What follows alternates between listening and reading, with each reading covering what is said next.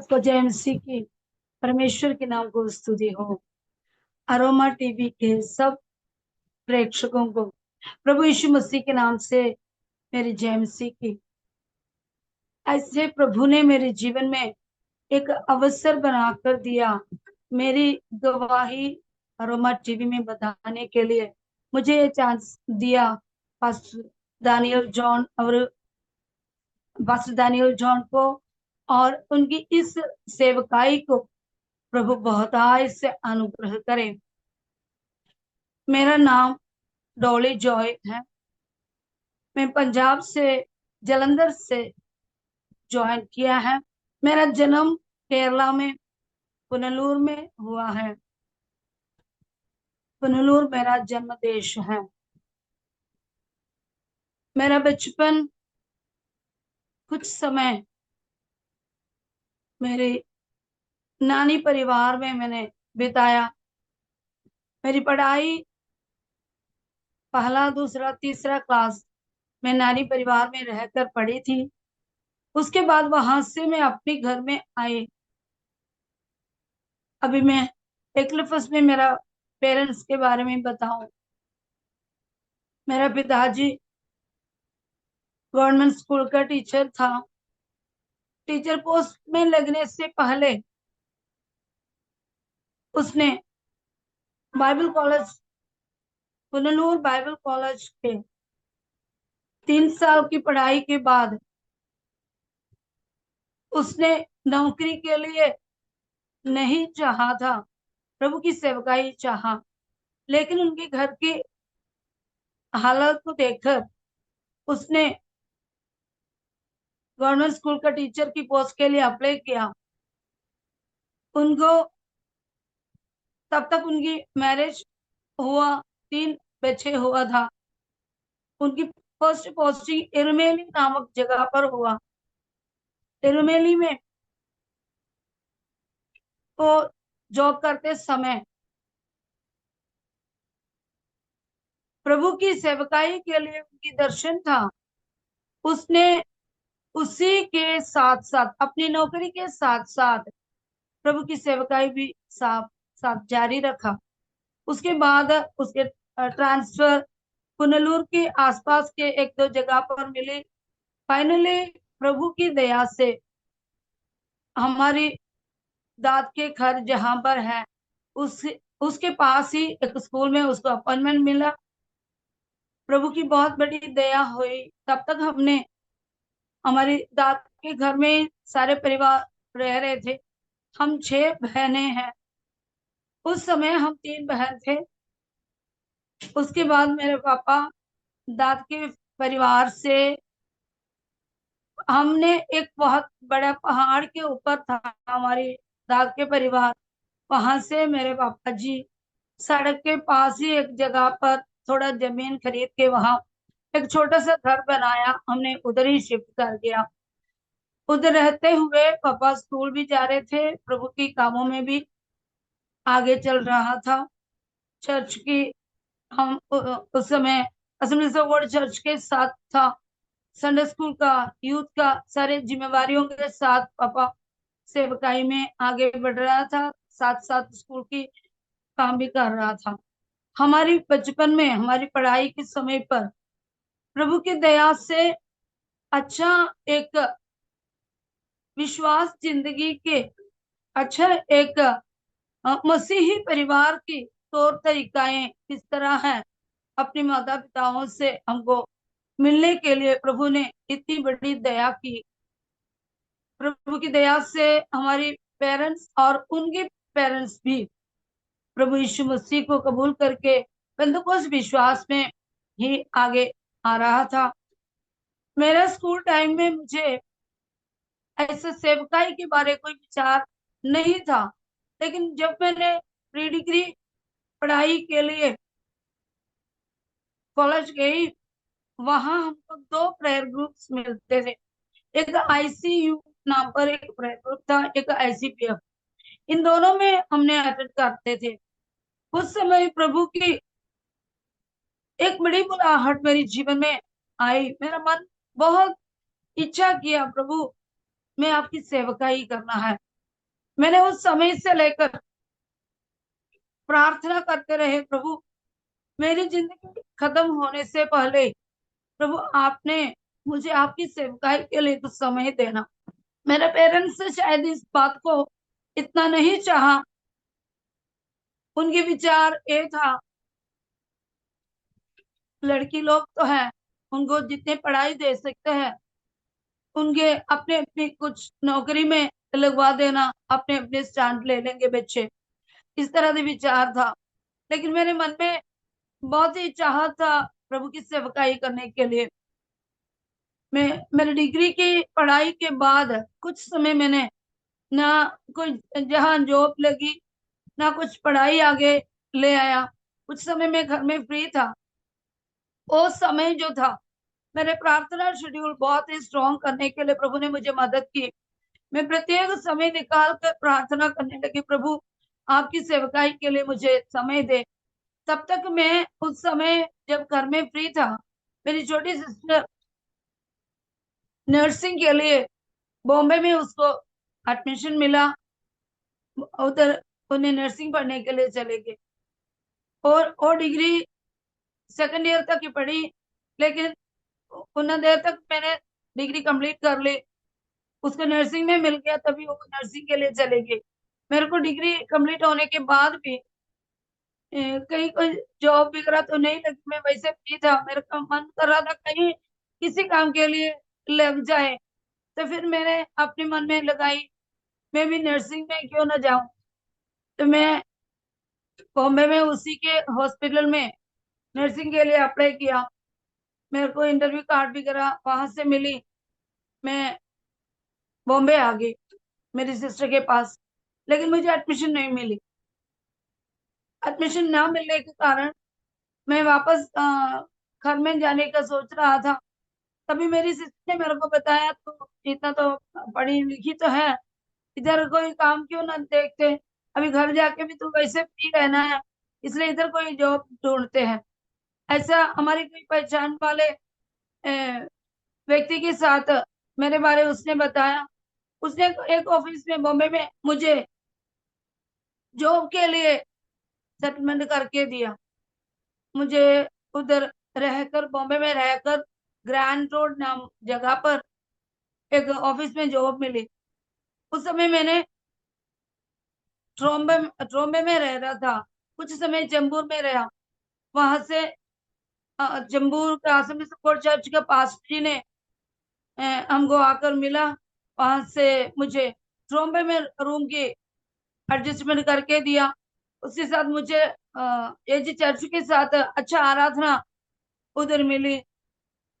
वो मेरा जीवन में एक एक टर्निंग पॉइंट था। मेरे को ज्यादा प्रभु के कामों के लिए आगे बढ़ने का एक समय मिला। बॉम्बे में मैं जस्ट 2 साल उधर रही।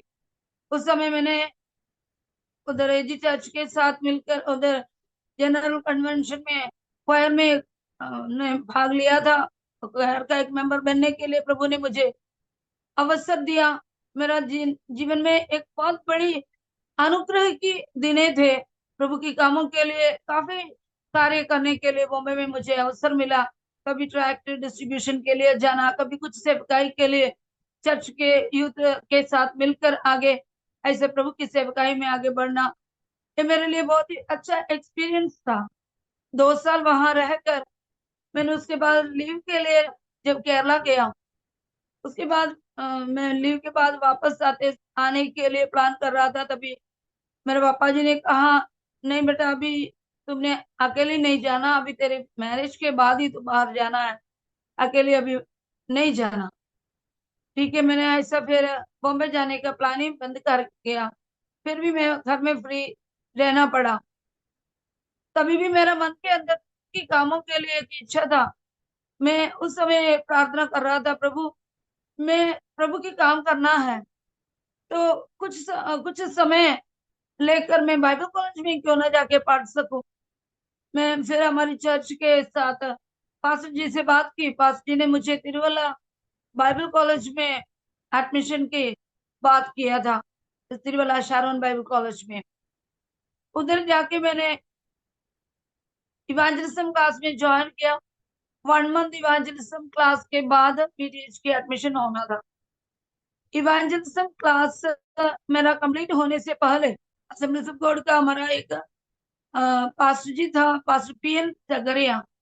पास्टर पीएन सकरिया पंजाब में आके कन्वेंशन के बाद, मोहाली में आके कन्वेंशन के बाद उन्होंने वापस केरला आने के बाद मेरे पापा जी से मेरे प्रपोजल के बारे बात किया।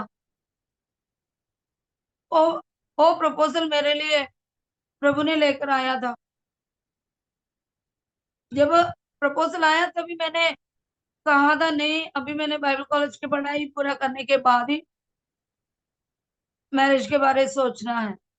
मेरे पेरेंट्स ने कहा नहीं, ऐसा नहीं कर सकते, आगे चलकर उम्र भी बढ़ते जा रही है, अब ये प्रपोजल तेरे को प्रभु ने लेके आया है तो तू इसके लिए मान जाए तो अच्छा है। मैंने उस विषय के लिए प्रार्थना की। मैं एक प्रभु की दास उस समय हमारे घर में आया था। मैंने विषय रखकर मैंने प्रार्थना की। मैंने कहा मैं मैरिज के लिए मना तो नहीं कर रही हूँ, लेकिन मेरा मन की इच्छा है प्रभु की सेवकाई करने वाला एक व्यक्ति हो जाए। मेरा हस्बैंड उस टाइम जॉब कर रहा था मोहाली में। तभी उन्होंने मेरे को ये बात बताया, प्रभु की ओर से आया है तो ये मैरिज के लिए तुमने अपनी ओर से रुकावट नहीं रखना, क्योंकि इस व्यक्ति के विषय में मैं तुमको ये बता सकता है, पांच ये हमारी एक हाथ में 5 उंगल है। 5 साल के अंदर इस व्यक्ति सेवकाई के लिए बुरी तरह निकलने वाला है, ऐसा बताया। फिर मैंने इसके आगे कुछ बोला नहीं। वो मैरिज के प्रपोजल मेरा फिक्स हो गया। 28 जून 23 तारीख को हमारी मैरिज होया। जब मैं पंजाब आने के बाद, पंजाब मोहाली में आकर उधर हमारी फैमिली लाइफ शुरू हुई है, लेकिन बहुत ही कठिनाइयां हमको सामना करना पड़ा था। उस समय मेरा हस्बैंड जॉब कर रहा था। उसके बाद मेरे लिए भी उधर जॉब उन्होंने ढूंढ लिया। हम दोनों मोहाली में जॉब करते समय कई बीमारियां, कई मुश्किलें, कई तरह की तकलीफें हमने सामना की। कुछ समय के बाद, सिर्फ 2 साल के बाद वहां से पटियाला को हमने शिफ्ट कर गया। पटियाला को जाने के बाद मन के अंदर ये पीड़ा था, प्रभु की सेवकाई करना है।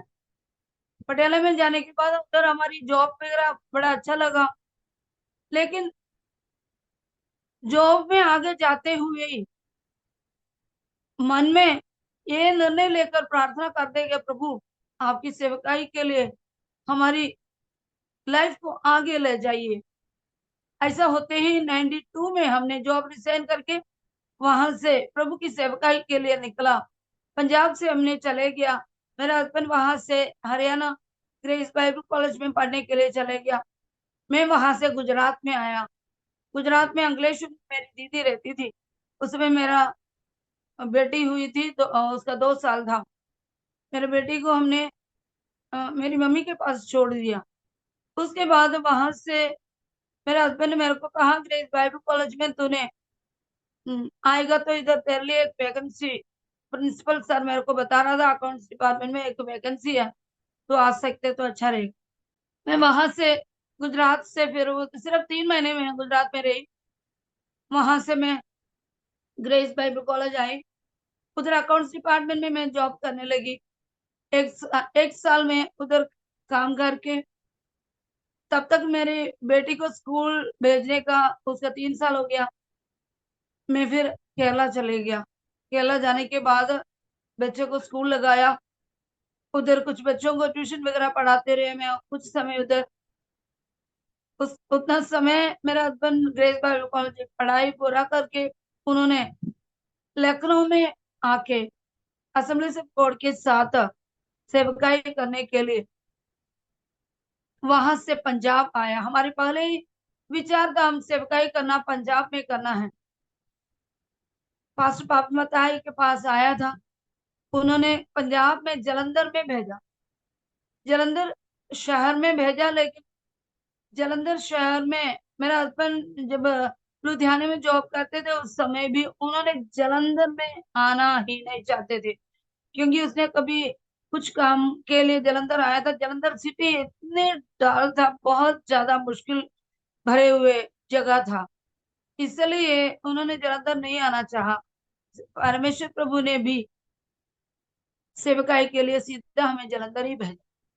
हम जलंधर सिटी से करीब 20 किलोमीटर आगे एक विलेज में जलंधर सिटी में सेवकाई करते हैं। हमारे पास जोसेफ राजन और पास कॉनेचन सिटी में ही सेवकाई करते हैं। पास जोसेफ राजन के पास हमें भेजा था। फिर उन्होंने मेरे हस्बैंड को इस गांव में, चिट्टी नामक गांव में उनको लेकर आया। उस समय मैं और मेरी बेटी केरला में था। 94 जुलाई में मेरा हस्बैंड इस गांव में आई। अगस्त महीने में मैं और मेरी बेटी आया इस गांव में। उसके बाद प्रभु के साथ हमारी निर्णय, कई बातें हम प्रभु के साथ निर्णय लिया था। इतना समय के बीच में मेरी मैरिज के बाद जब हमने मोहाली से पटियाला को शिफ्ट किया, वहां 2 साल रहा। ये सारे समय में प्रभु ने हमारे जीवन में कई कुछ बातें एक एक लेसन की तरह हमें सिखा रहा था। पटियाला में रहते समय ऐसा था, एक व्यक्ति था दर्शन नामक बिहारी एक आदमी, उसका बेटा 18 साल का लड़का, उसके कान नहीं सुन रहा था। उसने मेरे हस्बैंड के साथ बात की। हम उनके साथ फैक्ट्री में जॉब करते हैं एक व्यक्ति था, उसको बताया तुमने ऐसा करना, अपने बेटे को लेके जहां हम रहते हैं उधर लेकर आने के लिए। उस बेटे को उन्होंने लेकर आया। हमने उस बच्चे के लिए प्रार्थना किया, कुछ समय लगातार प्रार्थना करते गया। एक हमारी फास्टिंग वाले दिन उसके ऑपरेशन का डेट रखी गई थी। उस दिन मेरे हस्बैंड ने उसको बताया, दर्शन आपने अपने बेटे को लेकर जाना ऑपरेशन के लिए, उधर जाके डॉक्टर से चेकअप करके देखने के बाद इसको ऑपरेशन का जरूरत नहीं बताकर भेजेंगे, बच्चा बिल्कुल ठीक आपको मिलेगा। इसी तरह उनके जीवन में वो अनुभव हुआ। उसने बच्चे को लेके गया, वैसे ही पास ने बताया था, उसी तरह उसको चेकअप करके उसको बताया नहीं इसके ऑपरेशन की जरूरत नहीं, ले जाएगा। इस तरह उस बच्चे को वापस लेकर आया। वो बहुत ज्यादा खुश हुआ था। उन्हें फैक्ट्री में जाके अपनी गवाही सारे ने बताया। उसके बाद हमने वहां से आने से पहले जिस ऑफिस में मैं काम कर, उसी ऑफिस के अकाउंट्स डिपार्टमेंट में मैं जॉब करती थी उस टाइम। हमारे अकाउंट्स मैनेजर के पास कोई बच्चा नहीं था। उन्होंने एक दिन ये दुख की कहानी मेरे को बता रहा था, मैरिज होने के बाद 10 साल हो गया, हमारे पास कोई बच्चा नहीं है। मैंने आपको उसको पूछ रहा था, सर आपके घर में कौन कौन है, आपके बच्चे कितने हैं? तभी उन्होंने मेरे को बताया। हमने ये जो उसने बात मेरे को बता रहा था, मेरे मन में उनके प्रति ऐसे एक बात विचार आया, प्रभु मेरे 2 साल के बच्चे को मैं अपने घर छोड़ के आया, मैं कितनी दुखी आया वहां से रो रो के। इनके पास अभी तक कोई बच्चा नहीं है, तब इनकी दुख कितना ज्यादा होगा। हमने नेक्स्ट वीक के हमारी फास्टिंग वाले दिन में इस हार के विषय रख के प्रार्थना किया कि आत्मा जो बात बताया था वो मेरे हस्बैंड ने अगले दिन जब ड्यूटी के लिए गया तभी उसके साथ बताया। वो एक ब्राह्मण फैमिली का व्यक्ति था। उसने कहा, ब्रदर मैं बहुत पूजा पाठ कर रहा है, इसके विषय में बहुत मैंने अपने ओर से भक्ति किया है, अभी तक तो मेरे कोई रिजल्ट नहीं मिला।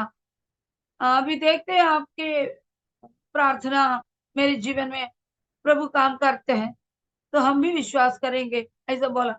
उस दिन उस समय जो था पटियाला में आतंकवाद की बहुत ही मतलब सख्त समय था। शाम 6 बजे के बाद बाहर कोई ऐसे चलते जाने के लिए सड़क में किसी को देखने को भी नहीं मिलते, इस तरह एक समय था। वो समय में हमने ड्यूटी से आने के बाद मेरे हस्बैंड ने मुझे बताया, हमने आज सर के घर में जाना है, सर को प्रभु के बारे सुसमाचार को बताना। मैंने कहा ठीक है, लेकिन हमारे अंदर एक ये भी डर है, सारे सड़क में पूरे फौजियों से भरे होते हैं उन दिनों में। हमारे पास एक साइकिल था सिर्फ, हम साइकिल में उसके घर ढूंढ के चले गया रात को 10 बजे तक वो भी घर नहीं था। उन्हें अपने सिस्टर के घर में गए हुए थे। उनकी वाइफ ने हमें बिठाई रखा, उसको मिलके ही जाना है करके।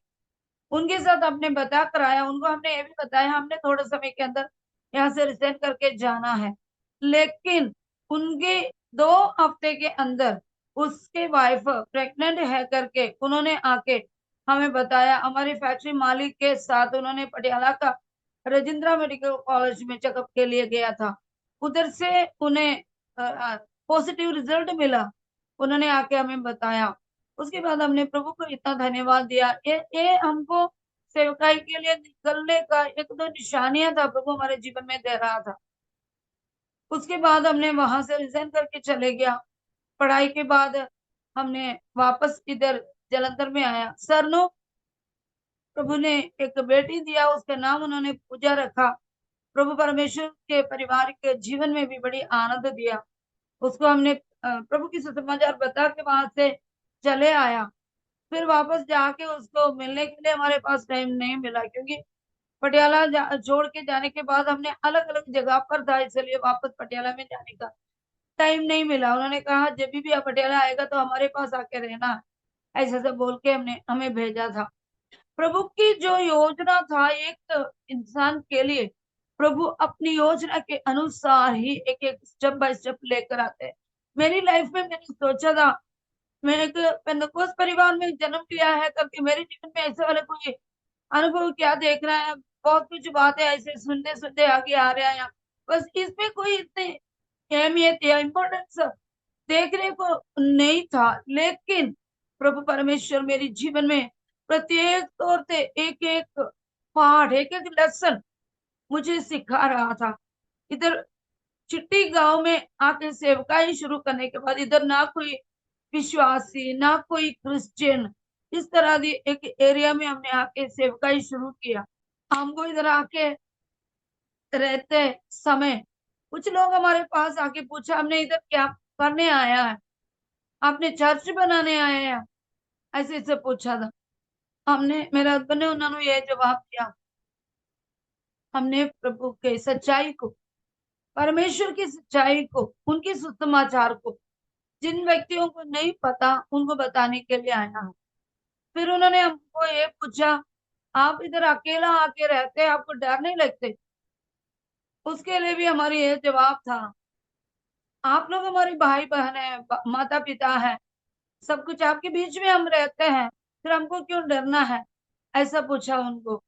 उसी तरह एक गांव वाले हमसे बहुत प्यार किया। हमने भी उसको हर घरों में जाके प्रभु की वचन देने के लिए प्रभु हमें मदद किया।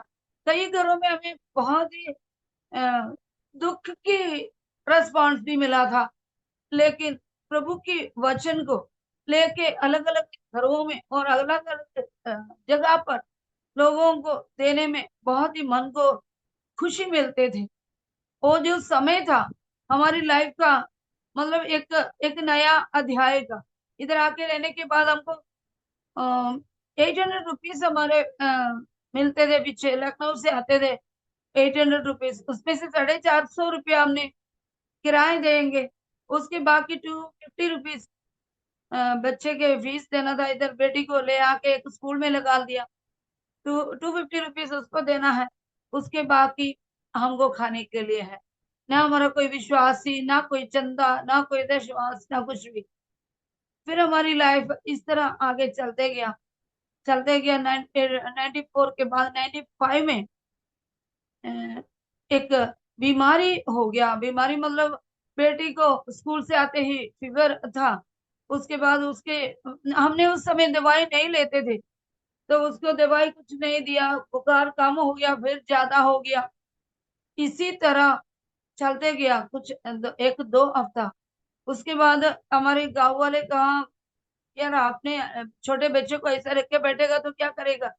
एक भाई हमारे पास प्रार्थना के लिए हमेशा आते थे, उसने बेटी को लेके साइकिल में बिठा के ये कुछ दूर 2-3 किलोमीटर दूर एक मलयाली डॉक्टर था रहते, उसके पास लेके गया। उन्होंने बच्चे को दवाई वगैरह दिया, वहां से लेके आए, उसका बुखार थोड़ा कम हो गया। जब वापस आने लगे, उसका पापा को बुखार शुरू हो गया। बुखार इतना ज्यादा हो गया, उन्होंने फिर हमको रात को उसके घर में रखा। सवेरे फिर हमने साइकिल में आना है, मेरे हस्बैंड को भी बुखार बहुत ज्यादा हो गया। तो उसने मेरे को बोला हम इधर नहीं रहना, हम चलते हैं हमारे घर में। उनको बच्चे को भी मुझे भी साइकिल में बिठा के उन्होंने साइकिल चला कर आ रहा था। आते ही बारिश शुरू हो गया। जब बारिश शुरू हो गया तो हम तीनों इतना गीला हो गया। तो ये भैंस को लेकर आने वाला, मतलब कश्मीरी लोग 150-200 भैंस को इतना सड़क से लेकर आ रहा था। इसलिए हमने एक साइड पर होके ऐसा खड़ा रहे, अगर खड़े खड़े इतना ज्यादा गिले हो गया बारिश में। ये सारे जानवर जाने के बाद फिर हमने वहां से आया। जब घर पहुंच गया, घर पहुंचने से पहले एक शेड था, हमने देखा। ज्यादा बारिश के कारण हमने शेड में जाके थोड़ा समय बैठने के लिए सोचा। तभी इसको फीवर बहुत ज्यादा हो गया, कांपने से बहुत ज्यादा खंबा इधर चढ़ते। तभी उधर शेड की मालिक एक सरदार बैठा, उन्होंने कहा जल्दी जल्दी आप यहाँ से चले जाओ। वो उसको लगा शायद इधर बैठे इनको कुछ हो न जाए, उन्होंने कहा जल्दी जल्दी यहाँ से चले जाओ। फिर हमने वही साइकिल में, पता नहीं इस तरह की शिवरिंग के बीच में किस तरह उन्होंने साइकिल चलाया, मुझे सोचने से ही अभी डर लगता है। इसी हालत में उसी साइकिल में मुझे भी बच्चे को उठा के हमने रूम में पहुंच गया। उस दिन से बीमार इतनी ज्यादा, उन्होंने भी बीमार, उसके साथ साथ मुझे भी बुखार चढ़ गया। हम तीनों बीमार में हो गया, हमको देखने वाला पानी देने वाला कोई भी नहीं था। हमने ऐसे लेटे हुए, हमारे चर्च में कभी कभी आते हैं, एक सेवन डे फैमिली था, वो लोग आया तो देखा हम तीनों जना पड़ा है। एक ही रूम था हमारा, उसके एक साइड में उनके मकान मालिक के एक डबल बेड पड़ा था, उसी में हम लेटते हैं। तो उसकी दूसरी साइड में हमारे चर्च वगैरह लगते हैं, ऐसा था। हम उधर पड़ा, उन्होंने आके देखा, अरे आपने किसी को भी भेज देना था, हम आ जाते पहले। ऐसे ऐसे बोल के उन्होंने फिर हमको चाय वगैरह बना के ब्रेड वगैरह लेके दिया। ये उसके बाद 2 दिन फिर ऐसे पड़ा रहा, क्या करें क्या ना करें कुछ नहीं पता लगता था। फिर हमने अगले दिन, अब काफी दूर से, मगर 95 में एक बपतिस्मा हुआ था, 5 लोग हमारे चर्च में बपतिस्मा लिया था। उसमें से एक लड़की काफी दूर रहती है, वो आई। वो आके हमारे अलमारी में कुछ बुक्स पड़ा था, वो बुक्स ढूंढते ढूंढते उसने एक डायरी ढूंढ ली। डायरी से मेरे हस्बैंड का बड़ा भाई लुधियाना में रहते हैं, उसके नंबर, उसके टेलीफोन नंबर मिले। उस नंबर पे फोन करके उसने बताया आपकी भाई और पूरे परिवार इधर बीमार में पड़े हैं, आपको हो सकते तो इधर तक आ जाना। ऐसा उन्होंने फोन से बताया। फिर वहां से हमारे बड़ा भाई उधर आसपास सपोर्ट का एक चर्च का पास्टर था, पास्टर एनएस अब्राहम, उनको साथ में लेकर एक रात हमारे पास पहुंच के आके उधर रात रह के सवेरे हमको यहाँ से लुधियाने में लेके गया, ट्रीटमेंट के लिए लेके गया था। उधर जाके मेरे हस्बैंड को चेकअप करके डॉक्टर ने बताया उनको अपेंडिक्स है, उसको इतना दिन के अंदर ऑपरेशन करना जरूरी है, नहीं तो ये बहुत ज्यादा खतरा हो जाएगा। तो ऑपरेशन के लिए हमारे पास पैसा का कोई इंतजाम नहीं है। अब भैया बड़े भाई ने कहा तो कोई बात नहीं, पैसा तो फिक्र ना कर, पैसा तो मैं करूंगा इंतजाम, तो ऑपरेशन के लिए हाँ तो कर ले। ऐसा उनकी ब्लड वगैरह सारे टेस्ट करके उन्होंने एक अगस्त महीना 14 तारीख के ऑपरेशन के लिए डेट रखा। ऑपरेशन के लिए डेट रखा, उनके 7 दिन की दवाई दिया। 7 दिन की दवाई खत्म होने के बाद उधर जब गया तभी ऑपरेशन कौन करेगा पूछा, तभी उस हॉस्पिटल का डॉक्टर बीमार है, कोई डॉक्टर बाहर से आना है, उन्होंने ऑपरेशन करना है। तो मेरे हस्बैंड ने कहा हाँ ऐसा है तो मेरा ऑपरेशन इधर नहीं करना, आप मेरे रिपोर्ट सारे दे दो, करके रिपोर्ट लेकर आ गया। वहां से हमने सीएमसी मेडिकल कॉलेज में चले गया। सीएमसी में उनका कोई डॉक्टर पहचान वाला था, क्योंकि उनकी बपतिस्मा वगैरह सीएमसी के पास चैटकोट चर्च में हुआ था, इसलिए उधर का कुछ डॉक्टर उसका पहचान वाला था, उधर लेके गया। फिर उधर एक डॉक्टर ने उसको चेकअप करके बताया, जी आपने कोई प्राइवेट डॉक्टर के हाथ में जाके फंसना नहीं, आपको अभी ऑपरेशन के लिए आपने नहीं मानना, 3 दिन आपने एक गोली खाना है, मैं 3 गोली का लिख के देंगे, ये लेके अपने खाना, फिर आपको दर्द है तो फिर आप मेरे पास आना। तो वो 3 गोली सिर्फ लिया तो खाया, उसके बाद ना दर्द होया ना कुछ प्रॉब्लम हुई। हमने वहां से वापस जलंधर आ गए, हम फिर अपनी नॉर्मल लाइफ में वापस आ गए। बीमारी के सिलसिला 1.5 महीना लगा था चलते, हम थोड़ा आराम पाए। उसके बाद बेटी स्कूल जाना शुरू हो गए। उसके बीच में हमारा ऐसा कुछ दिन आए, हमारे घर में खाने का कोई भी वस्तु नहीं था। बच्चा स्कूल भी जाना था, उसको स्कूल भेजने का भी मुश्किल हो गया। 1 दिन हो गया, 2 दिन हो गया, 3 दिन हो गया, बच्चा पूछने लगा मम्मी रोटी क्यों नहीं बनाती। मैंने कहा मुझे आटा है नहीं। तो उसने बताया आप फिर चावल बना लो। मैंने कहा मुझे चावल भी है नहीं। उसने कुछ नहीं बोला, एक छोटी सी प्लास्टिक बाल्टी लेके उसने बताया, उससे हमारे पास घर में जहाँ रहते हैं उधर टूटी भी टैप भी है नहीं, नल का बोरवेल सिस्टम था, नल का गेड़ के पानी लेना था। उसने बताया मैंने बाल्टी में पानी भर के रखेंगे, अगर हमें भूख लगेगा तो पानी पिए, ऐसा बोल के उसने पानी भर के रखा। दिन 1 का हो गया, 3 हो गया, 4 हो गया, 5 हो गया, 9 दिन हो गया, कोई खाना नहीं बनते थे। 5 साल के बच्चा किस तरह सरवाइव किया प्रभु ही सिर्फ जानते हैं। एक अंकल था हमारे पास, हमेशा आते हो, हाँ, आधा किलो दूध लेकर आते थे। वो हमने कुछ मतलब थोड़ा सा तेल पड़ा था और मिट्टी का तेल का स्टोव था, उसमें गर्म करके बच्चे को देना। फिर बाकी दिन ऐसे बीते गया। 10वां दिन में हमने ऐसा प्रार्थना करके प्रभु से कहा, प्रभु हमने ऐसे बैठना नहीं, हम आपके कामों के लिए जाना है, विजिटिंग के लिए जाना। हमने रूम बंद करके बाहर को निकले, तभी पोस्टमैन आया।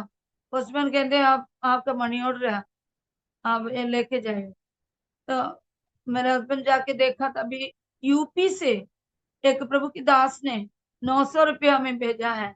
उन्होंने उसमें लिखा है, मनी ऑर्डर कूपन में लिखा है, पास्टर जी प्रभु ने मुझे बताया पंजाब की गांव में एक प्रभु के दास ऐसा कई दिनों से कुछ मुश्किल में है करके, मैंने ये गिफ्ट आपके लिए भेज रहा है करके उन्होंने भेज। उसी के साथ ही दिल्ली से एक प्रभु के दास ने कुछ पैसा भेज कर बताया ये आपकी चर्च के लिए दरी लेने के लिए है करके बताया। इतना 2 मनी ऑर्डर हमारे लिए प्रभु ने देने के लिए अवसर दिया।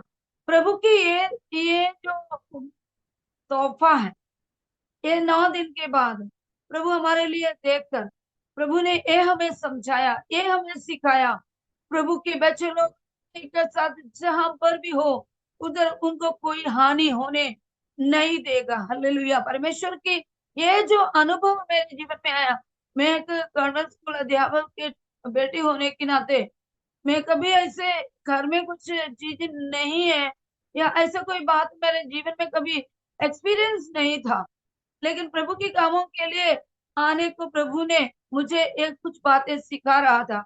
परमेश्वर को मैं बहुत धन्यवाद देते हैं, मेरे इस दवाई को सुनने वाला प्रेक्षकों को मेरे को बताने के लिए एक बात, एक भरोसा है, प्रभु पर हम भरोसा रखते हैं।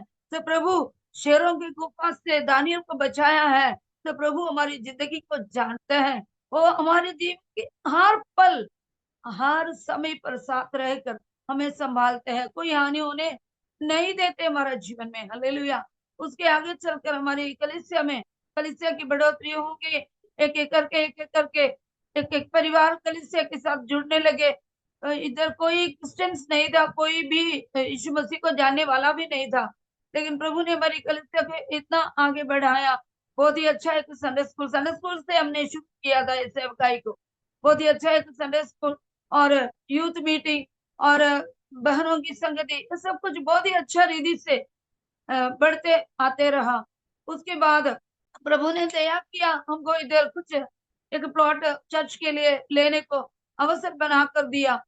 उसके अंदर एक हॉल छोटे से बनाया, आराधना उधर शुरू किया।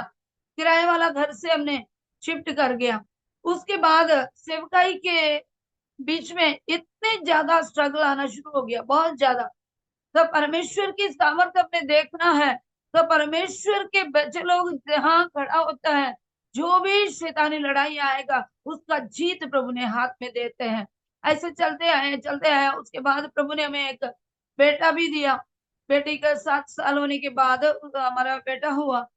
उसके बचपन के समय पर 1.5 साल में बुखार हो गया। बुखार होने के समय हम दवाई तो देते नहीं था उस समय। प्रभु की इतना सामर्थ, 15 दिन तक बच्चा बुखार में एक ही बराबर पड़ा रहा। हमारे साथ चर्च में आते लोग कहते आप लोग ऐसा ना करो, आप दवाई नहीं लेते तो कोई बात नहीं, बच्चे को तो दवाई दिला दो। पहली बात तो हमारे पास पैसा नहीं है दवाई लेने के लिए। ये भी एक रीजन था, हमने दवाई के लिए नहीं किया।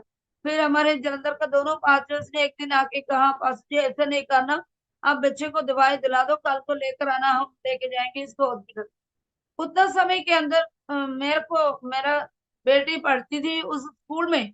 टीचर ने, उनके प्रिंसिपल ने मेरे को कहा आप हमारे स्कूल में आएगा तो आपको एक वैकेंसी देंगे। मैंने भी अच्छा समझा इस बात को। मैंने सोचा चलो कम से कम बच्चे की पढ़ाई के लिए एक हमारे लिए हेल्प हो जाएगा। मैंने स्कूल ज्वाइन किया। वहां से मुझे उस समय 1000 रुपीज मिलते थे तनख्वाह। मैं वो काम को, इसी काम के लिए मैं इस्तेमाल किया। मेरे को मेरा सोसाइटी के साथ, मेरे समाज के साथ एक रिलेशन, मेरे मैं जिस बच्चों को पढ़ाते हैं उनकी पेरेंट्स के साथ एक प्रत्येक प्यार रखना, उनके साथ मिलना, उनके साथ प्रभु के बारे में बताना, ये मेरे लिए एक अच्छा अवसर हुआ। मैं काफी साल उधर 5वीं क्लास तक तो पढ़ने के बाद, वो पंजाब बोर्ड का था, पंजाब बोर्ड की एग्जाम पूरे पंजाबी में करना था। 5वीं क्लास भी बोर्ड की एग्जाम लिखना था। ये हमारे लिए मुश्किल हो गया। तो उसके थोड़ा सा दूरी में एक सीबीएसई स्कूल था। मैंने उधर जाके बात की, मेरी बेटी को फिर उधर एडमिशन दिलाए। उधर भी सीबीएसई, उसने 7th तक पढ़ने के बाद उन्होंने सीबीएसई रजिस्ट्रेशन कैंसिल हो गया, उन्होंने भी पंजाब बोर्ड में आ गया। तो फिर मेरे को फिर प्रॉब्लम हो गया। फिर मैं प्रभु के सामने इस विषय को रख के प्रार्थना करते हुए, प्रभु बच्चे को पढ़ाना है, हम इधर आपकी कार्य करते हैं तो हमारे बच्चों को, मेरे पेरेंट्स कह रहे थे कोई बात नहीं, हम इधर घर में छोड़ दो, हम उसको पढ़ाएंगे। उसके बाद मैंने से ये बात कहा, प्रभु आपकी काम हमने करना है, हमारी बोझ हम किसी के ऊपर देना नहीं चाहते। 18 दिन तक मैंने रोते रोते इसी विषय के लिए प्रार्थना करते गया। 18 दिन के बाद प्रभु ने एक रास्ता खोला। जलंधर सिटी में एक सेवन डे एडवेंटिस्ट का स्कूल है, उधर जाके बच्चे को एडमिशन लेने के लिए प्रभु ने इंतजाम करके दिया। प्रभु परमेश्वर की बहुत ही महान दया था। काफी दूर था, 1 घंटा यहाँ से सफर करके जाना था। तो लेकिन प्रभु ने उसको हेल्प किया। हमारी घर के पास से एक बस सवेरे 6 बजे सिटी के लिए जाते हैं, हमने उसी बस में बिठाते हैं, उधर जाके उसने पैदल 10 मिनट चल के स्कूल चल जाते हैं। बच्चे इतना दूर जाके स्कूल जाते हैं, वापस घर आने तक बहुत फिक्र होता था। तो एक दिन ऐसे एक फोन आया। किसका फोन है हमें पता नहीं था। कह रहे हैं आपकी बेटी जलंधर पढ़ती है। मैंने कहा हाँ जी, अपनी बेटी का ख्याल रखना, ऐसा बताया। मेरे को बहुत ही ज्यादा डर लगा। फिर सोचा प्रभु बच्चा आपकी है, आपने जितने दान है, संभालना आपका ही कार्य है। इस तरह प्रार्थना करके उसको भी ये बात बता के समझा के हमने स्कूल भेजते थे। प्रभु की दया से उसने वहां 10th क्लास तक उस स्कूल में पढ़ा। उसके बाद उसके पास ही एक विमेंस कॉलेज था, उधर उसको +1 में एडमिशन मिला। वहां से +1 +2 करके वो वहां से पढ़ाई करके आगे आई। उतना समय तक छोटा बेटा 5th पहुंच गया। 5th क्लास में बहुत छोटा था। 5th क्लास में इस स्कूल में एडमिशन दिया उसको। तो इंटरव्यू इतना भी नहीं दिया, प्रभु की इतनी बड़ी दया हुई और प्रिंसिपल ने गॉड सी दी ब्रदर है करके उसको एडमिशन दिया। बड़ी अच्छा रीति से उधर पढ़ने के लिए प्रभु ने मदद किया। लेकिन उसके बीच में बच्चों की पढ़ाई ऐसे चलते जाते ही हमारी लाइफ में बहुत ही बड़ी एक विपत्ति आ पहुंची। मैं प्रभु को धन्यवाद देते ही मैंने ये बात बताना चाहूंगी। हमारा बेटा 10वीं क्लास तक स्कूल में पढ़ा। 10वीं क्लास अगस्त महीने में एनुअल एग्जाम का फीस जमा करके घर आया। उस समय उसको एक फीवर शुरू हो गया। फीवर इतना ज्यादा हो गया, रात को बुखार होता है, सवेरे उठ के नहा के स्कूल चले जाते हैं। फिर उसके बाद शाम को आते हैं, फिर बुखार तेज हो जाते हैं। इस तरह एक हफ्ता चलते गया। फिर उसके बाद हमने जलंधर पिम्स नामक एक हॉस्पिटल है, उधर ले जाके दवाई लेके आया। दवाई लेके आया, वो दवाई खाते ही वो कोई खाने के अंश नहीं लेते थे। दवाई लेते रहे 3-4 टाइम, वो डायरेक्ट ही उसके दिमाग में लग गया। बच्चा ऐसे कोमा में चला गया। हमको कुछ पता नहीं हम क्या करें। उस समय हमारे पास ना कहीं लेके जाने के लिए पैसा नहीं, ना कोई सुविधा। तो एक दिन संडे था, चर्च के बाद बच्चा वज्र भोजन वगैरह था, उस सारे काम के बाद ऐसा लेटा हुआ। मैंने कुछ दलिया बना के खिलाने के लिए गया। आंख उसकी खुला है, लेकिन दिखता कुछ नहीं, बुलाया तो आवाज सुनता कुछ नहीं। हमने जल्दी जल्दी वहां से लेके एक 5 किलोमीटर दूरी में एक हॉस्पिटल लेके गया। उन्होंने ग्लूकोज वगैरह लगाया। उसके बाद वहां से लेके आया। तो उस हॉस्पिटल के पास हमारे एक पहचान वाला लड़का था। उसका वाइफ हमारे चर्च के विश्वासी था। उसने अपने घर में, उसके वाइफ के घर में फोन करके बताया, उनके वाइफ के ब्रदर्स को बताया, तुम ऐसा करो, चर्च जाओ, जब पास्टर जी का बेटा काफी सीरियस कंडीशन में है, उनको लेके आओ, हमने और हॉस्पिटल में दिखाएंगे। फिर रात को 11 बजे यहाँ से फिर गाड़ी बुला के और एक हॉस्पिटल में लेके गया। उन्होंने सारा रात रखी रहा। वो लड़का क्लिनिक चलाते था। वो सवेरे आके इसकी ब्लड लेके जाके टेस्ट करके मेरे को कहा इसकी प्लेटलेट्स बहुत ज्यादा कम है। उसके बाद दोपहर को 12 बजे भी उसने आके फिर ब्लड टेस्ट किया। 18,000 में पहुंच गया। पहले सवेरे 35,000 में था, दोपहर को देखा 18,000 हो गया। उसने कहा आंटी ये तो ज्यादा क्रिटिकल कंडीशन में है, हम यहाँ से ले चलते सिटी को। फिर वहां से लेके गया। उस उतना समय के अंदर गांव वाले ने, हमारे चर्च के कुछ विश्वासियों ने कुछ पैसा कलेक्ट करके लेके आया। एक जलंधर में एक हॉस्पिटल लेके गया। वहां से उन्होंने क्या, प्लेटलेट्स हमारे पास अवेलेबल नहीं है, इसलिए हम और एक हॉस्पिटल रेफर करेंगे। वहां लेके गया। उस हॉस्पिटल वाले कहते हैं क्रिटिकल स्टेज में है, हमने क्या करना है, इसको रखना है, भेज देने।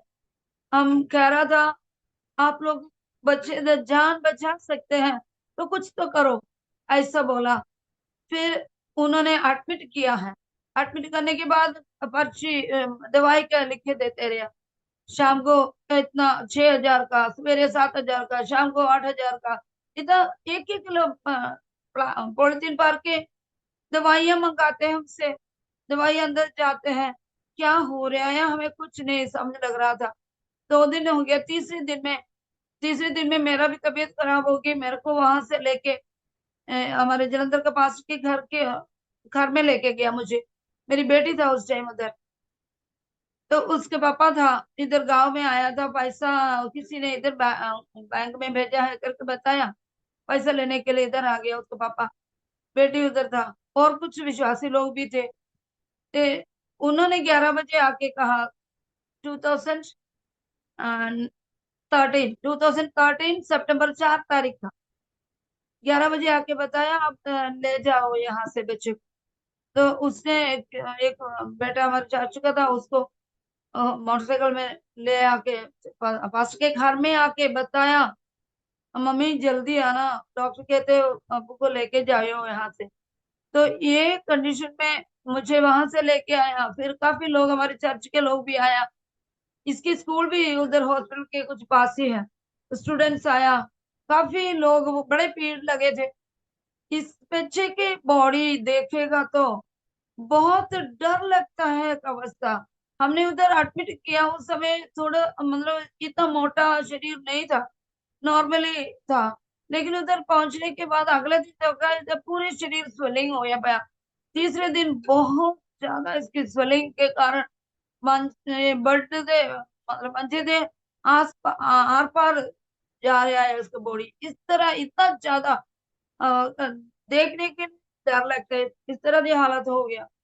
तो हम पहले तो दूसरे दिन में जाके पूछा तो डॉक्टर कहते ग्लूकोज वगैरह लगाते हैं इसलिए स्वेलिंग हुआ। एक्चुअली में होया ऐसा नहीं था। जिस दिन पहले दिन ही इसको उधर रात के समय अटैक हुआ, ब्लड काफी वॉमिट हो गया, और इससे पाके गया वो ड्रेस उन्होंने फाड़ के फेंक दिया, हॉस्पिटल वाला ड्रेस पहना दिया। तो इसके मुंह में सारे ब्लड सूखे हुए दिख रहा था।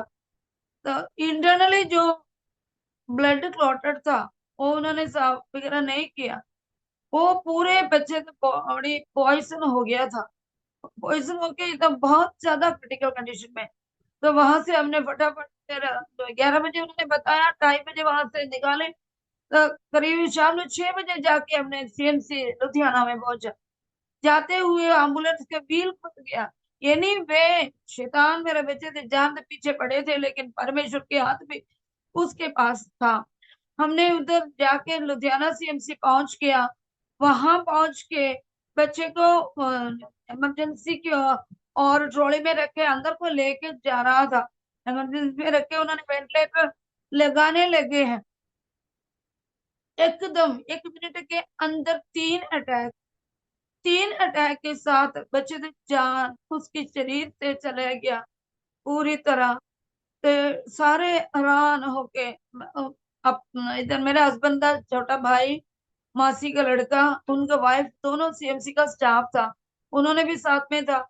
और लुधियाना कोट द पास्टर और चर्च कोट द पास्टर और उन्होंने कुछ विश्वासी लोग, और आईपीसी चर्च भी उसके पास ही था, उधर का पास्टर भी था।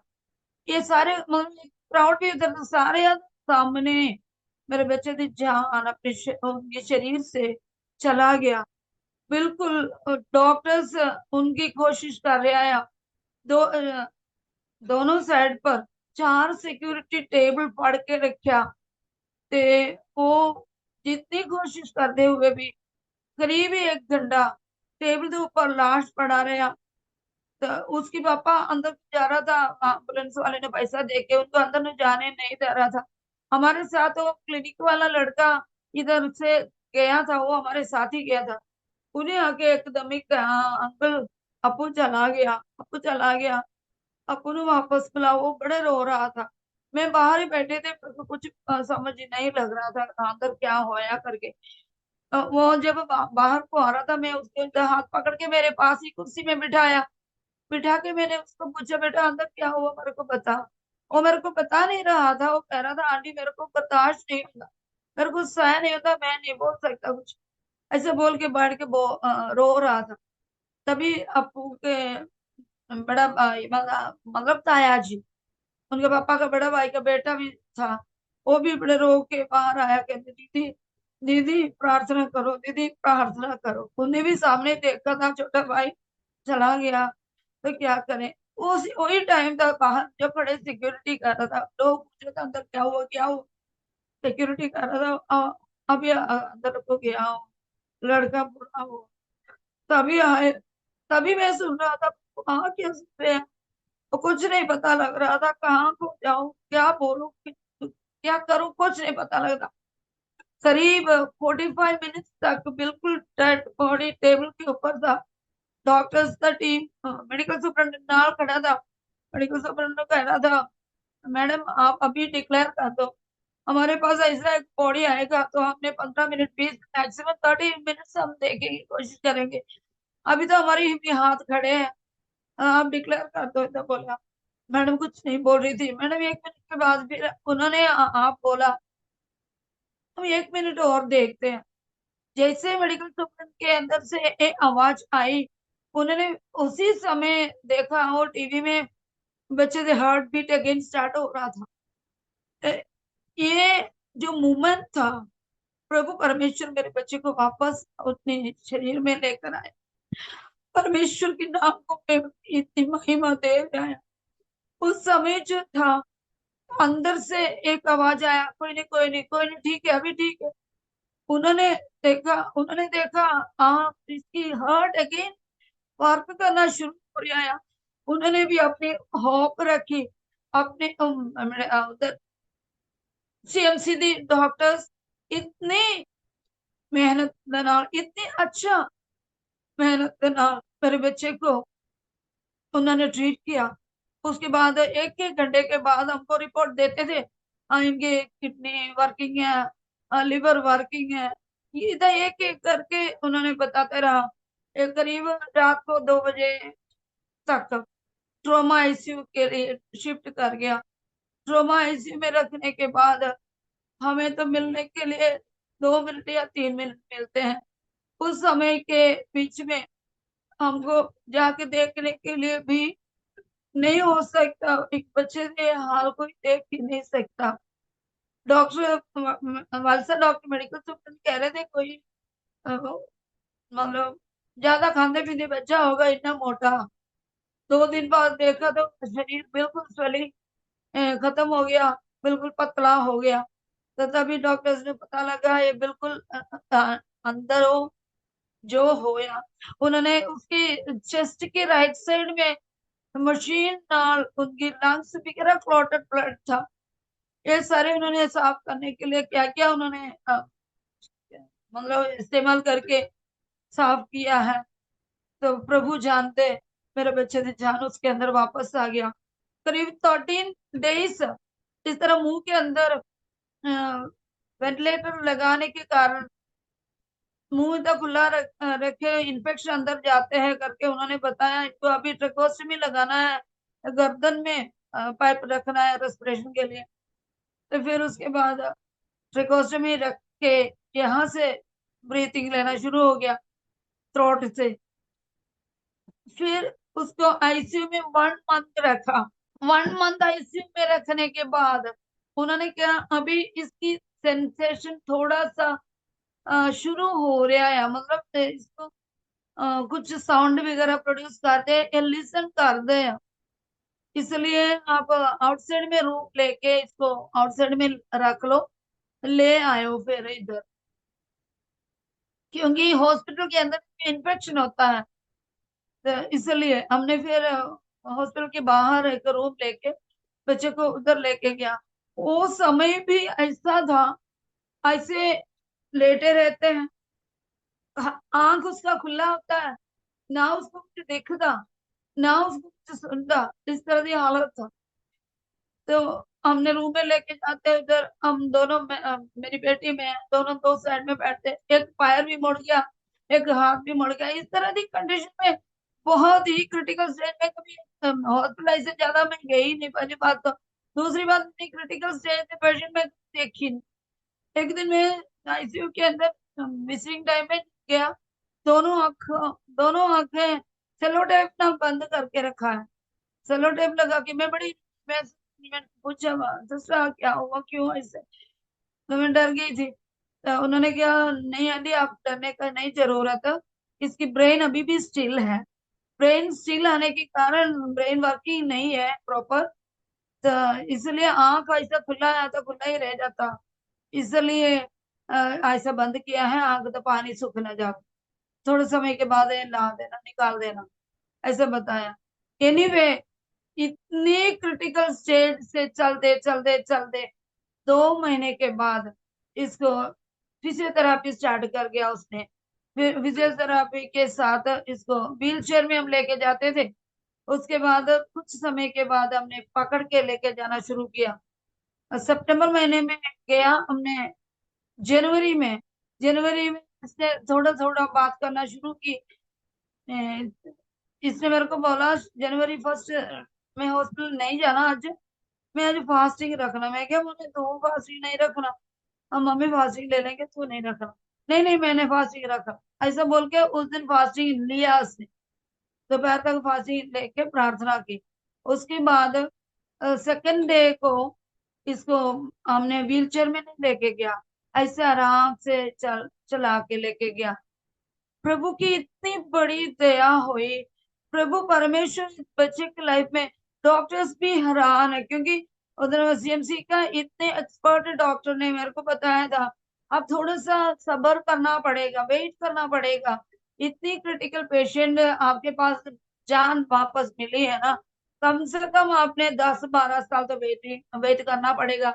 इससे प्रॉपर अपनी life day to day works करना है, या अपने आप अपने काम करना, कपड़े पहनना, खाना खाना, नहाना, ये अपने आप करना है, तो इतना समय तो आपने वेट करना पड़ेगा। परमेश्वर प्रभु ने इतनी बड़ी दया की। हमने 5 महीना मेडिकल कॉलेज में रहा, 6वें महीने में हम बच्चे को लेकर घर आया। प्रभु की बड़ी दया। दुनिया की कोने कोने में गॉडसन के लिए प्रार्थना नहीं किया है, कि कोई भी व्यक्ति ने, हमारी पहचान वाला सिर्फ नहीं, सीएमसी की डॉक्टर्स, उनकी पहचान में जितने जितने लोग है विश्वास में है, प्रार्थना करने वाले हैं, हर एक जगह पर। इस तरह पंजाब में एक मिशनरी का बेटा इस तरह से क्रिटिकल कंडीशन में प्रार्थना करना, इस तरह बताया पास्टर जी मेरे को बताने के लिए। परमेश्वर की शक्ति को फील करना, ये बहुत बड़ी अनोखी बात है। आमीन हालेलुया। मेरी गवाही सुनते हैं मेरे प्रेक्षकों के लिए मैं बताना चाहूंगी, हमारा परमेश्वर इतनी बड़ी सामर्थ्य रखता है।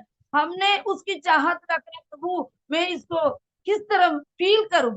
सिर्फ हमारे मन की चाहत के अनुसार प्रभु हमारे लिए बड़े चमत्कार की कार्य करेगा। हमारा परमेश्वर हमें बहुत ही अद्भुत कार्य करने वाला है। हमने 6th मंथ में इधर घर लेकर आया। उसके बाद डॉक्टर्स ने हमें ये एडवाइस किया, इसको मेडिसिन कंटिन्यू करते रहना, इसको फ्रीली छोड़ देना। उसने क्या, उसकी ब्रेन में एमआरआई रिपोर्ट ये था, 4 प्लेसेस क्लॉटेड ब्लड था ब्रेन के अंदर, ऐसा था। ब्रेन में डायरेक्ट मेडिसिन नहीं अप्लाई होता, ग्रेजुअल डिसॉल्विंग हो जाएगा। अब इसमें फिक्र बिल्कुल नहीं करना, डॉक्टर्स ने ये बात बताया। उसके बाद एक्चुअली मेरा बच्चे के ऊपर परमेश्वर का ये योजना था, इसको हमने प्रभु से मांग कर लिया हुआ बैठा था। मेरा हस्बैंड प्रार्थना करते समय बताते होते थे, प्रभु जो सेवकाई मुझसे नहीं हो पाए, मेरे वाइफ से नहीं हो पाए, वो करने के लिए, वो पूरा करने के लिए हमारे लिए एक बेटा देना। इस तरह प्रार्थना करके इसको पाया था। लेकिन इसने 8th क्लास के आगे आकर, ये फुटबॉल का बड़ी क्रेज था इसका लाइफ, फुटबॉल हमेशा फुटबॉल फुटबॉल फुटबॉल। इसको 10th क्लास में पहुंच गया, ये पंजाब स्टेट लेवल पर स्टेट टीम में सेलेक्ट हो गया। ये स्टेट लेवल पर 3 मैच इन्हें खेला। तब तक ये अपने आप थोड़ा सा उड़ने वाला हालत में हो गया। तो ये कारण मैं, मेरे को कभी सेवकाई के बारे में बताना नहीं, पापा जी को चाहिए तो सेवकाई कर लेना, मुझे सेवकाई के बारे नहीं बताना। मैं कभी सेवकाई के सेट पर नहीं जाना। मैं फुटबॉल के लेवल पर आगे जाएंगे, मैं फौजी बनना, मैं फौजी बन के सेवकाई करनी, ऐसा बताया। लेकिन प्रभु का इसके ऊपर जो योजना था, टर्निंग पॉइंट था इसके लाइफ का, प्रभु ने इसको ले आया। घर आने के बाद ऐसा पाम्पर करके नहीं रखना करके डॉक्टर्स ने बताया। मैंने खाना वगैरह लेके देना है, नहलाना है, कपड़े पहनाना है, इस तरह की हालत था। मैंने उसके कुछ समय के बाद मैंने प्रभु से प्रार्थना करके बताया, प्रभु मैंने इसको इतना देर तक ऐसे करते रहेगा, आपने इसको आगे ले जाना जरूरी है। कब होगा प्रभु से ऐसा पूछ कर मैं 7 डेज फास्टिंग रखे प्रार्थना की। प्रभु से कहा, प्रभु आपने मुझे एक रास्ता निकाल दो, मैं उसी राह पर इस बच्चे को आगे ले जाने के लिए। मैंने तभी प्रभु के ये अगुवाई हुई इसको वचन पढ़ने के लिए भेजने को। मैं फिर हमारे इधर पटियाला में असम्बली कोर्ट का बाइबल कॉलेज है, उधर का प्रिंसिपल से मैंने बात की, उनको सबको इसके बारे में पता था। इसलिए सर ने कहा कोई बात नहीं, आंटी आप भेज दो, हम उसको मैनेज कर लेंगे। एक्चुअली मुझे विचार तो ये था, ये अभी जाके पढ़े या ना पढ़े, ये नहीं था। उधर हॉस्टल में रहेंगे, बच्चों के साथ मिक्सअप होंगे, तो ब्रेन डेवलपमेंट थोड़ा ज्यादा फास्ट हो जाएगा। इधर ले आने के बाद जो बच्चे लोग पढ़ने आते हैं उनको भी कुछ बताते, तभी ये उसके साथ साथ इनकी मेमोरी में टेस्ट करते थे। मेमोरी बहुत अच्छा चलता था उस समय भी। मैं फिर सर से बात करके 2015 में इसको बाइबल कॉलेज में लगाया। 2018 में वहां से 3 साल पढ़ के ग्रेजुएट करके आ गया। वहां से एग्जाम लिख के पास नहीं था हुआ, कोर्स तो कंप्लीट किया था। 10th में पढ़ते समय पर था ये इंसिडेंट हुआ है, इसलिए 10th क्लास की पढ़ाई उधर रुका हुआ था। फिर बाइबल कॉलेज से आकर 10th की पढ़ाई कंप्लीट की। वो क्लियर करने के बाद उसने +2 कर गया। +2 के बाद फिर बीटीएच के बाकी पर्पस जो रहते थे वो एग्जाम कंप्लीट करके बीटीएच कंप्लीट कर लिया। उसके बाद उसने प्रभु की सेवा 2021 में प्रभु ने इस तरह दिया, मतलब एक एक पड़ाव पर हमें ले चल रहा था। मेरी बेटी का मैरिज 21 में हुआ। उसी दिनों में 2015 में मेरा बेटा बाइबल कॉलेज जाने के बाद उसके पापा को हार्ट अटैक हुआ। उसको एडमिट करवाना पड़ा। वहां से आने के बाद फिर उसको 2-3 बार हार्ट अटैक हुआ। प्रभु वहां से बचाया। 2021 में 2021 में बेटे की मैरिज की बातें चल रहा था। उसकी एंगेजमेंट तक हो गया। उसकी मैरिज की अरेंजमेंट चल रहा था। उस समय इधर कुछ काम करते हुए लोगों के साथ खड़े मेरे हस्बैंड एक इवनिंग टाइम 6 बजे, जुलाई में 2021 जुलाई 13 तारीख को 6 बजे तक ठीक रहा। 6 बजे अंदर कमरे में आके मेरे को बोला मेरे शरीर में उल्टा हो रहा, पता नहीं क्या हो रहा है। उसके बाद 10-15 मिनट के अंदर क्या कुछ हुआ मुझे नहीं पता, लेकिन 7 सवा 7 के अंदर अंदर उसने अपने प्रभु के पास आराम के लिए चला गया। मैं एकदम घबरा गया। मैं सोचा आ क्या हो रहा है, मैं अभी क्या करूंगी? अभी बच्चे की मैरिज आगे आ रहा है, कहीं कुछ कहा कुछ नहीं होया। प्रभु मैं अभी क्या करूंगी? मैं बड़ा फिक्र में पड़ गया। वो जो समय था प्रभु मुझे समझाने वाले समय, 12 तारीख को ऐसा हुआ था। 13 तारीख को प्रभु के दास चले गया। 12 तारीख को दोपहर के बाद इसकी शरीर थोड़ा सा पेट खराब हो गया, वोमिटिंग हो गया। वोमिटिंग 2-3 बार करने के बाद शरीर बहुत ज्यादा टायर्ड हो गया। मेडिसिन दिया, मेडिसिन भी वोमिट कर गया। उसके बाद सो गया। सो गया। मैं प्रभु से प्रार्थना करके थोड़ा सा हाफ ग्लास पानी लेके प्रार्थना करके मैंने दिया। वो पीने के बाद सो गया। सो गया। रात को मैं थोड़ा चावल दी पानी जैसे बना के उसकी पानी लेके नमक पा के वो थोड़ा सा वो मैं पकड़ के बिठा के पिला रहा था। पिलाया, पी के फिर सो गया। सोने के बाद फिर इधर काफी मतलब 3-4 लोग काम करने वाले भी इधर ही रहे, स्टे कर रहा था। उन्होंने भी सारे खाना वगैरह देने के बाद मैं भी टायर्ड हो गया। 12 बजे के बाद मैं लेट गई। 2 बजे मेरे को अचानक नींद खुल गया तो मैं सोचा है तो थोड़ा पानी पिलाओ, काफी वोमिटिंग किया था, पानी तो कम ना हो जाए। मैं पानी पिलाने के लिए बुलाया तो बहुत ही गहरी नींद में सो रहा था। सुते हुए जागा नहीं है। मेरा आवाज ने जवाब नहीं दिया। इतना सुते हुए मेरे को बता रहा था मैं अपने घर को जाना है। मैं पूछा क्या बोल रहे हैं? अच्छा, फिर मैं इधर हिला के बुलाया। मैं क्या, नहीं ऐसा नहीं बोलते, अब ये पानी पी लो फिर सो जाओ। तो ये जाग गया, बिल्कुल नहीं, बिल्कुल नींद में था। फिर मेरे को कह रहा था, मलयालम में बोला, ഞാൻ എന്റെ വീട്ടിൽ പോവാ ऐसे बताया। मैं बड़ा परेशान हो गया। मैं परेशान हो तो फिर एक बार मैं क्या, नहीं अच्छा ऐसा नहीं बोलते, अब पानी पी लो सो जाए। फिर अगेन हिंदी में फिर बोला मैं अपने घर को जा रहा है। मेरे को पता नहीं मैं क्यों सुन रही, 3 बार सुना। मैं जल्दी टेबल पर ग्लास रख के मैं जाके अपने बेड पर बैठ के मैं बड़ी रोया, प्रभु से बहुत सवाल जवाब किया। मैं प्रभु से क्या, प्रभु क्या पता नहीं ऐसे क्यों बोल रहे हैं। तो प्रभु की आवाज बड़ी स्पष्ट रीति से मेरे कानों में, तू घबराना नहीं, तेरा दिल नहीं छोड़ना, तू घबराना नहीं। ये भी 3 टाइम्स मेरे साथ बताया। मैं ऐसे बैठ के रोते रोते लेट गई, सो गई। उस टाइम मैं 2 बजे उठी तो 3:30 बज रहा था। मैं सो गया उतना समय में 5 बजे उठी। 5 बजे उठ के मैं सीएलएफ प्रेयर ग्रुप में प्रेयर अटेंड करती होती है। जब मैं प्रेयर स्टार्ट की तभी मेरा हस्बैंड जाग गया, बिल्कुल बिल्कुल ठीक होकर जाग गया। मेरे को बोला अभी, फिर मेरे को कोई चाय पानी बना के ले आए। तो मैं क्या, चाय चाहिए, नहीं तो मैं दूध गरम करके ले आएंगे, ऐसा बोला।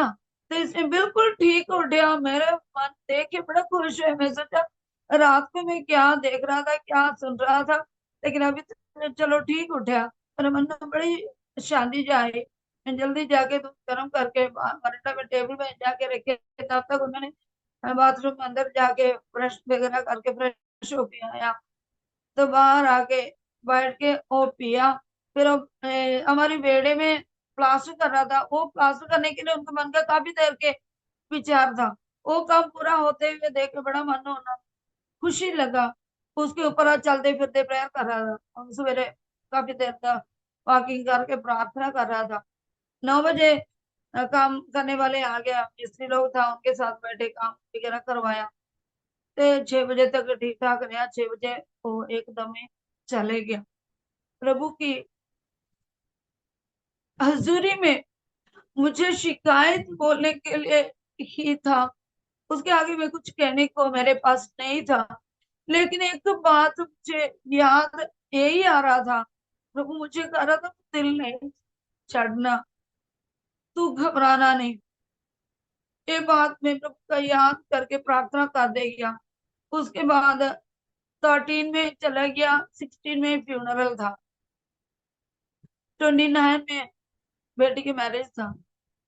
वो भी चेंज करने वाला नहीं था। चेंज कर नहीं सकते थे क्योंकि इंतजाम सारी कुछ कर गया था उन्होंने भी।